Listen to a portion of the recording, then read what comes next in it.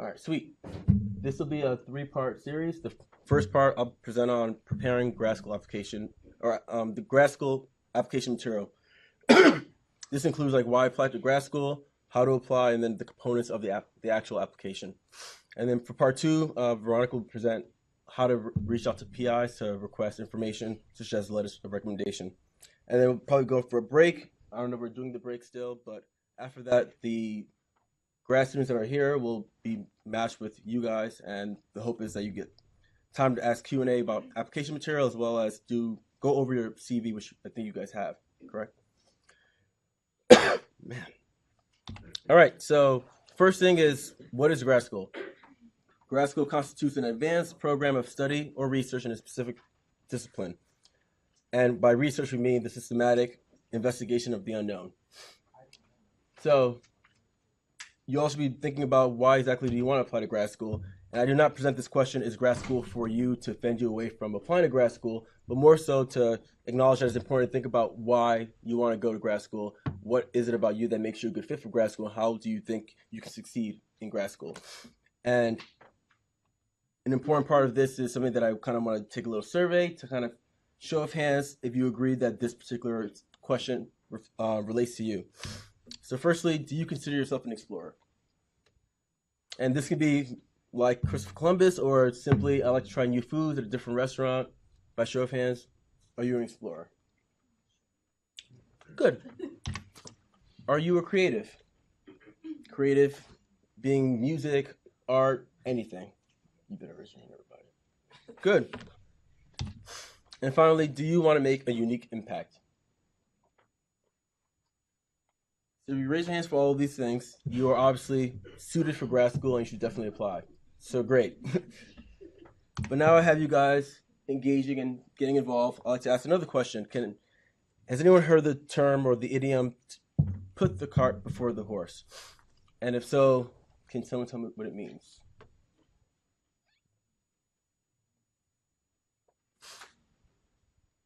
Anybody? Even a guess?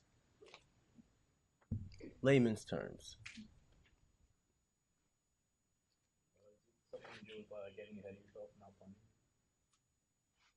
Oh, that's a good guess.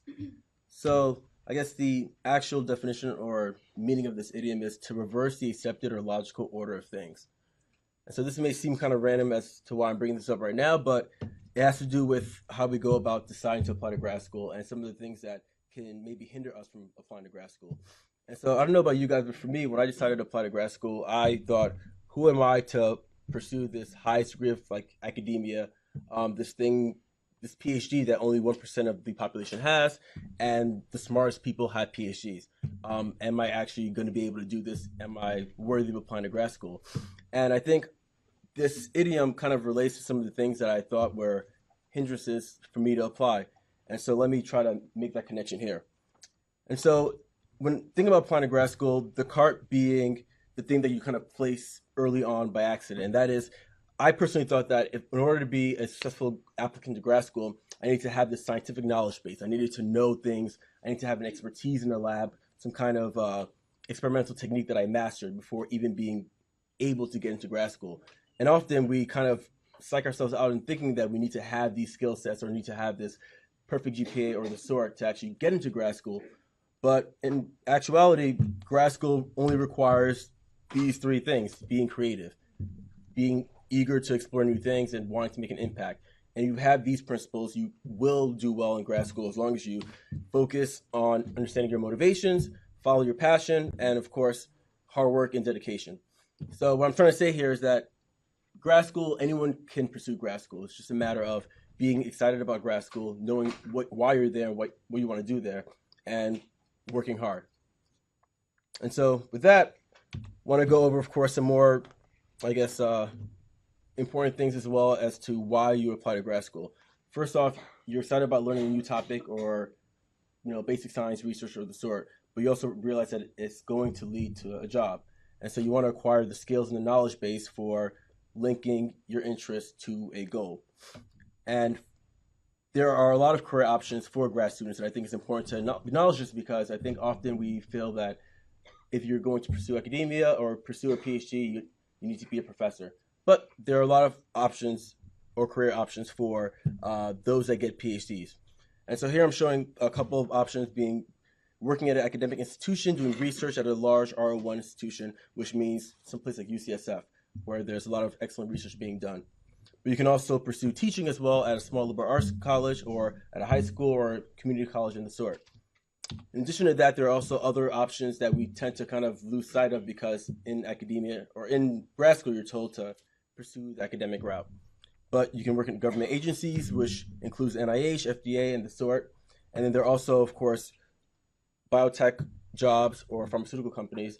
In addition to that, there are also things that they consider alternative careers, which I think is kind of not a fair term because in grad school, you learn a lot of skills such as critical thinking and the sort, and this makes you capable of doing a lot of jobs. And so it's really not, it's important to not typecast what grad school is about, but realizing that it's about learning a bunch of skills and using that to actually pursue whatever you want to do. And that's something that's maybe very vague to you guys, but I think in grad school, we often hear that it's important to, that there's a path that one must take in grad school, and grad school really is about learning skills and, learning. That was a little vague. But more importantly, let's get to UCSF and more just facts in general, because I'm obviously in my head. So first off, those of you may be interested in applying to UCSF. There are a couple of grad students here from different programs. Feel free to ask some questions about the different programs that you may be interested in. But here we have a list of all the basic science PhD programs at UCSF, as well as social sciences, which includes epidemiology, nursing, sociology, and the sort. And then there's also master's programs here at UCSF, which I didn't know about when I applied, but they are available and listed here. And so one thing about UCSF is that you can only apply to one graduate program. But the thing is that UCSF, the faculty here at UCSF overlap in many fields. And so even though you're applying to one grad program, you still have access to joining labs that range in neuroscience, biomedical sciences, and the sort. And what I'm showing here is a network map, which highlights in the big circles being the grad programs that are available, BMS, DSCB, bioinformatics, etc. And the green dots are all faculty members that fall into that graduate program.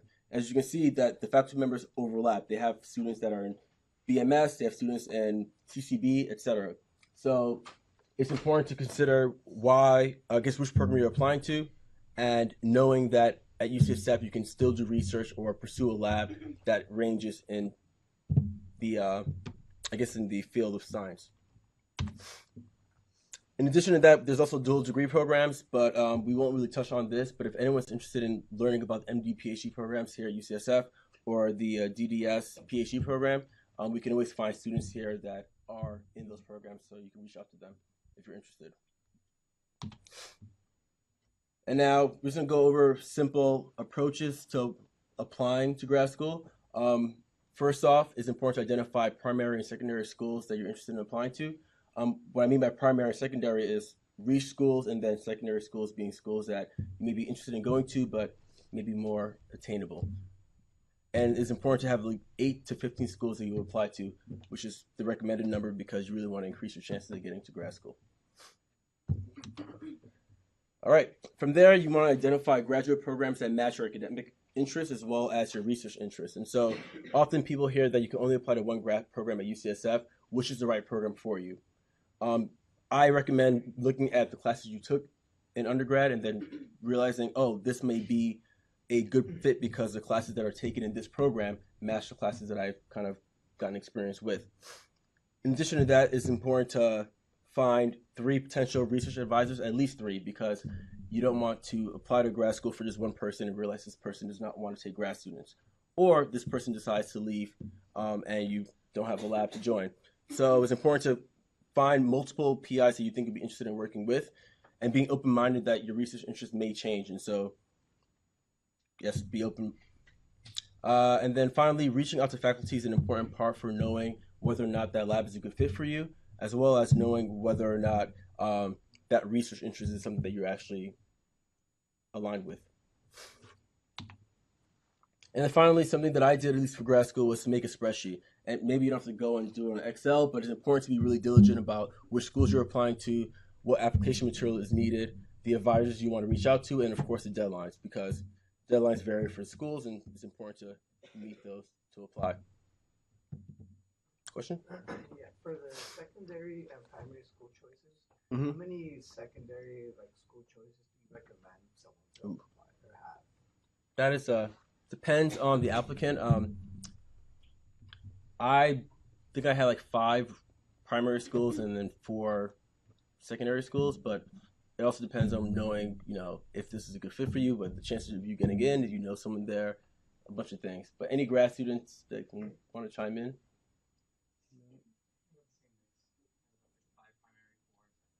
All right. I have a side question. How do you identify which programs are more competitive? Because graduate school is so nebulous anyways. Med school where it's all, or a lot of its numbers based, and you gauge it based off of that. Most grad programs have their acceptance rate, which you can use to, I guess, gauge whether or not it's a competitive school. Other than that, when you apply your career professional research advisors, do you necessarily have to do the 3 rotations with them, or like also my question is like, do you get to choose that or no?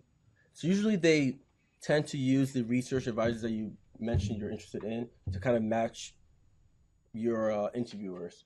And so usually the people that you mentioned or commented that you're interested in working with, they may be aligned with your interview schedule, so you'll meet them, get a chance to talk to them about their research, and then also, yeah. I think I missed. I was just gonna make a comment, just for a word of caution. When I was applying to grad school, I applied to a program at Berkeley, and I didn't do the research that I needed to do for the program itself. And when I applied to it, it turned out they only accepted one person, right? And so that person was not me. So that's just for you to keep in mind, that it's very important for you to follow through or follow up with people within the department. If you have any questions relating to acceptance rates, or I just think it's important for you to follow up, because you don't want to put all your eggs in one basket and then that's not. Valid point. When I was choosing where to apply, I didn't know what schools were good. I didn't know where to apply at all. I got help from a faculty member who was in the field that I wanted to be in, and he just made a list. He's like, these are the top places. If you don't like this part of the country, don't apply there. Like, you should be applying to these places. Like he divided it up like top tier and like second or third tier. So if you feel daunted about not knowing where you should be applying, I recommend you ask someone that's, a professor or something that knows your field that you're interested in, and just ask for help, because I had never heard of UCSF because I'm not from California. So that definitely changed my life. I like that. Yep. Yeah, and also I mainly applied to school based on the research that I was reading and the paper that you're reading now, and then look at the schools that you usually they kind of cluster together. So that's how I figured out which school I wanted to apply. All great points. I actually did not know about UCSF as well until a grad student in the lab that I worked at after undergrad told me about UCSF, and so I applied. So. One more thing. The different programs at UCSF have different acceptance rates, so if you kind of can fit into multiple, you might want to ask around, or you could look it up, or ask people in the program what the rate is. So for example, within biomedical sciences, like Tetrad and BMS overlap quite a bit, but also DSCB had a much higher acceptance rate. People didn't know about it for the first few years at least. So I don't know if that's still true, but just kind of like chatting with people that are in it can help you get those little tricks that'll help you get accepted. Or people that got rejected from BMS, like asked to then be considered for DSCB because they just had less applicants, and then got in through that. So you can kind of get like shifted if you can fit into multiple categories. But it's a matter of asking the admin people or people that deal with admissions. I think here UCSF are really good at matching students with university or with programs, so they do a good job of reading applications and knowing like how the person fits with the program. That makes sense. All right, so in addition to the materials that were mentioned in the previous slide, there's also transcripts that are important to get on time to the schools you're applying to. So for most undergrads, they have the registrar office that sends an official transcript to the grad program. Make sure that you talk to your registrar office to know whether or not it costs money to send transcripts, as well as how much time is needed before they can actually get, or how much time is needed before the request or after the request to submit it on time.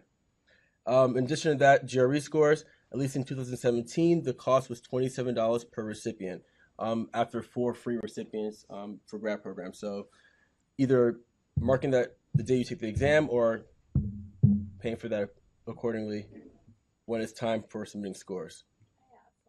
Yep. Just so you know, I know UCSF in Berkeley recently just said we're not going to take your IDs anymore. So like if you're registered in one of these schools, you don't have to. There's multiple schools that no longer take it. A lot of biomedical schools programs don't take it. So you should check. I mean, there's pluses and minuses to saying that you don't want to send it, depending on like how strong you think your application is, anyways. And I also want to add that when I applied, most schools did not actually require an official transcript with your application, and only required it after you said you were going to just like prove that you hadn't tried to scam them. So just like know they'll tell you, look on their website if it says official or if unofficial transcript is okay. And for the jury scores, do you know if this is for subject tests as well, or just? Almost all schools currently are subject test optional for applications. So I think it's not like they don't take them; it's optional.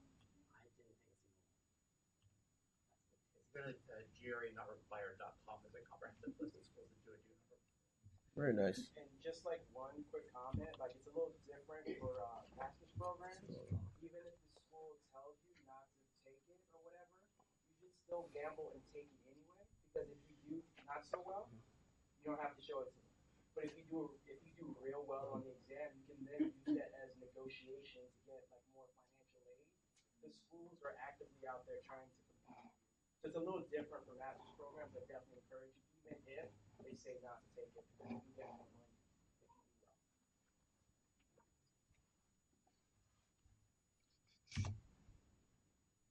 So, grad school applications are not cheap, and you'll learn that. But consider it an investment in yourself, your future self. But there's also financial assistance that you can get for applying to grad programs. And so there are fee waivers that are available depending on the school. They include scholar-based waivers. So if you're in the Mark Rice program or the McNair Scholars Program, you can get these waivers. And then there's also income-based waivers that are based on your FAFSA. And in addition to that, there are diversity-based waivers that focus on increasing underrepresented groups in STEM. So keep an eye for those, as well as for the different schools that may have different waivers beyond the ones that are listed here. Yeah, just the grad student perspective. So I think when I was applying to schools, I realized that if I reached out to more faculty, the faculty also know like if they have fee waivers that are not necessarily under these programs. So reaching out to faculty can also be helpful because they can be like, hey, you seem like a great candidate. Here's a fee waiver. And that's another way to make it cheaper. That's a good point. Cool. And so at UCSF, the grad student income or the stipend is at $38,000. This, of course, varies for different schools, but it's important to know that we get paid this amount. And this is for the first 2 years of grad school. This is paid from your training grant. After that, the lab that you end up joining, the PI pays for your tuition and your stipend for the remaining of the grad school career. But then if there are also grad school fellowships you can get that would pay for this as well. So it's also worth noting that you can apply to grad school fellowships before starting grad school, so as an undergrad. NSF, I think, is the only one thus far, or am I wrong? NSF being the only fellowship that I think you can apply for as an undergrad, or?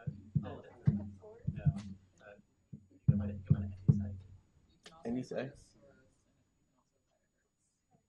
Hertz. All right, cool. Another thing to point out is that stipend may change for different states, different schools. Like Stanford, for example, I think it's a private school, but the stipend for graduate students, I think it's 50 now. So it depends. It depends on.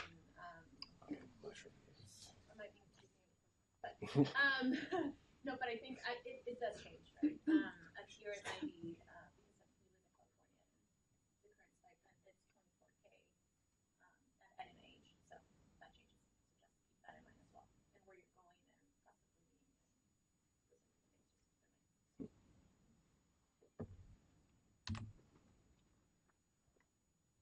It's just like all jumbled, by the way. So, but yes, programs in basic science at UCSF. The application deadline is December 1st. The things that we've commented on already being the letters of recommendation, a transcript of GRE, your CV, and the subject GRE being recommended. But below, I'm commenting on strong applicants being those that have 3 strong letters of recommendation, and Veronica will be discussing how to reach out to your recommenders about getting strong letters. In addition to that, strong applicants tend to have good prior research experience, and on top of that, GPA being above 3.0, but that's not a requirement, of course, to get into grad school. But these are things that are noted in the UCSF website. From there, once you're at grad school, because you guys are thinking about this, at UCSF, we first start with first year coursework for 3 quarters, and this includes rotations as well, 1 for each quarter. And these rotations are basically an opportunity to join a lab and get a sense of how the lab is before finding a lab that you want to join and do your PhD work at. Your second year, the requirements include just 1 quarter for TAing, which is great considering other schools have, year-long TA requirements. And then the qualifying exam, which is the exam you take to advance to candidacy. After your second year, your job is simply to just do research, meet once a year with your thesis committee, and then, of course, write your thesis once that time comes. And at UCSF, we only give exit talks. We do not have an actual defense. And so it's great because there's no pressure in terms of getting that PhD. So, again, this is all wrong. Yep, so CV. We're going to talk about that at the discussion with copies of CVs that were brought here today. But in general, the format for a CV includes education, where you went for school, the major or your degree, your major, GPA, and the coursework you've taken. In addition to that, you include the honors, your fellowship, or any awards or grants that you received. Research experience is a big part of your CV, considering you're applying to basic science research program. Then if you've done any teaching or leadership or outreach, you include that as well. Publications and presentations may be something that you have, and if you do, great. If not, don't feel threatened because most people do not publish in their undergrad. Yeah, we're just gonna. So I think throughout these workshops, we're gonna go over in more detail the statement of purpose, and hopefully there'll be, I think the students that are volunteering now, the grad students, will be matched with undergrads to help with developing and refining your statement of purpose. And so that would be something that we'll follow up on in the next couple of workshops. But in general, the goal for these statements of purpose is simply to have the grad school learn about you, your narrative, your story, and what makes you unique in terms of applying to grad school. It's also important to include research interests, so that includes what you've done in undergrad or any REUs, and being very explicit about what you guys did, and of course what you've learned from your experience. And then finally, the statement of purpose is also important because it gives you an opportunity to tell your story and to highlight what makes you unique and why your path defines you and your potential success in grad school. Final remarks, touched on this a bit, but there's no such stereotype.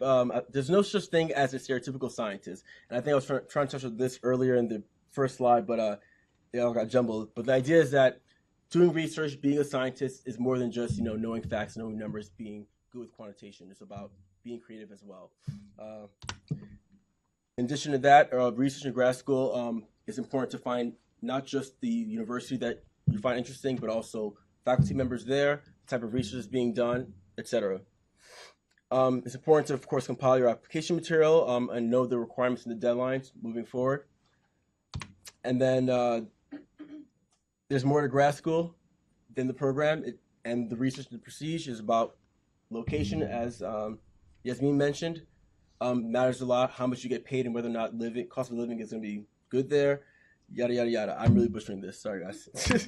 Finally, the goal of the application is to sell you and tell your narrative. If you do that and it comes off sincere, you have a really strong application. And then finally, understanding your motivations for grad school is really important because it helps steer the application process. And what that means is simply if you can relay why you're going to grad school, if you can relay why you're excited about grad school, that makes the strongest personal statement. So contact information is right here. Name is Kojo again, in the Chemistry Chemical Biology department. I'm also a member of Scientists for Diversity, so members of that group is here. And we are interested in volunteering and helping out with personal statement workshops following now. Questions? Contact information of everyone, so you don't have to jot it down. Yes. I have a small point also put out there, and this isn't something I've heard a lot of people talk about, but something I did during my application process is actually reach out to faculty directly who I was interested in. So essentially, every single faculty that I wanted to potentially work with on a program, I contacted them. And I have faculty at UCSF, I won't name this if I'm not allowed, but in his reply email before applications were even absolutely looked at, he told me, he was like, oh, no need to talk anymore. He was like, you're a great candidate. I'll see you at interview.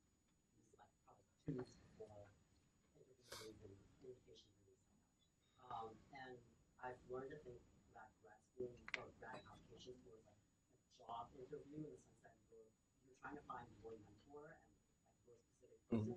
So if you can build a rapport with specific people early on, they have a much faster inside knowledge to get you on to interview, and that's like a huge thing. Once you get to the interview, you have, usually it looks like you have like 50% chance of getting in, give or take. So that definitely saves you. I'm going to touch on that in workshop too, the reaching out to PIs. Yeah. I think Francesca's. Yeah. Yeah. Great. I just wanted to add a little bit more to that as well. Like I think it is a good idea to reach out to folks before you apply because a lot of people are applying to graduate programs, and if you can make a connection or an impression before, it's no longer just the admissions committee reviewing a random name because a lot of these programs gets lots of applications, and if they've contacted you or have had connections with you before, you now stand out when someone's reviewing. So just another strategy to kind of get connected with schools like along the way, so they remember you and just be sure to leave a positive impression because you don't want to do the reverse and leave a negative impression. So they see your name, they're like, oh no, we don't want this. So definitely reach out to the schools in advance. On the other hand, if you don't do it, like, if you're like really stressed and really busy, like you're fine. I did not email anyone before I applied to grad school because I felt like I didn't have anything particular to say to them.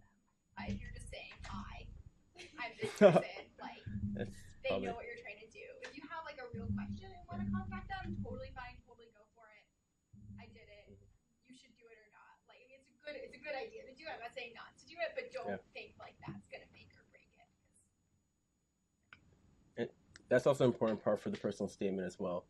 Like one sentence about, oh, I like this person's research because they work on cancer is not that strong of a statement. So really like highlighting what it is about their technique or what is about cancer that relates to you is an important way to kind of tie in someone's research to your narrative. Any other questions? If not, we'll pass it off to Veronica, who will talk about letters of recommendation requests.